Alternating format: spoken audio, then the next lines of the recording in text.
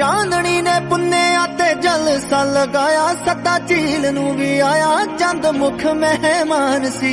रिश्मा ने ओ रिश्मा ने दूधिया जई पाई सी पोशाक, मारी तारिया नू हाक ओ तां होर ही जहान सी। चांदनी ने पुन्नेया ते जलसा लगाया